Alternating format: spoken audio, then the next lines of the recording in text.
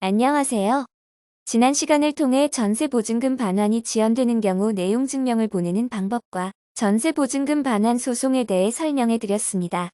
그런데 전세보증금을 돌려받기까지 많은 시간이 지체됐다면 그에 대한 보상을 생각하기 마련입니다.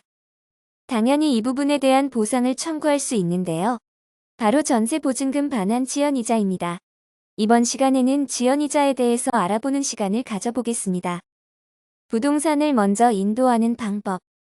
전세보증금 반환 지연이자를 청구하는 방법에는 여러 가지가 있지만 가장 보편적인 방법부터 소개해드리겠습니다. 우선 부동산을 반드시 인도해야 하고 인도하지 않았다면 전세보증금 지연이자를 청구할 수 없습니다. 따라서 먼저 부동산을 인도해야 하고 이후 소송을 제기할 때 보증금 반환 지연이자까지 청구한다는 내용을 담아 소장을 작성하시면 됩니다. 소송을 먼저 제기하는 방법. 앞서는 부동산을 먼저 인도하는 방법을 알려드렸다면 이번에는 소송을 먼저 제기하는 방법입니다. 전세보증금 반환 소송을 제기한 이후에 임차권 등기가 완료되고 법원의 청구 취지를 변경하는 내용으로 청구 취지 변경 신청서를 부동산 인도 완료 자료와 함께 제출하여 지연이자를 청구하면 됩니다. 얼핏 보면 굉장히 쉽고 간단해 보일 것입니다. 하지만 신청서 작성부터 일반인들이 혼자서 하기에는 무리가 있는데요. 수천 건에 이르는 전세보증금 반환 소송을 경험한 법도 종합법률사무소의 도움을 받으시면 신청서 작성 요령부터 절차까지 보다 쉽게 진행할 수 있습니다. 네이버에서 법도 전세금 반환 소송센터를 검색하시면 해당 절차에 대한 가이드라인이 상세하게 나와 있으며 1:1 온라인 상담도 받아보실 수 있습니다.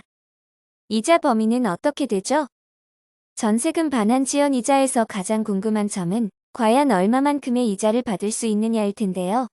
민법 제379조에 의하면 이자가 있는 채권의 이율은 다른 법률의 규정이나 당사자의 약정이 없다면 연 5%로 한다고 규정되어 있습니다.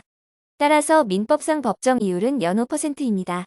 당연히 연 5%를 12달로 나누면 월 이자로도 계산할 수 있습니다.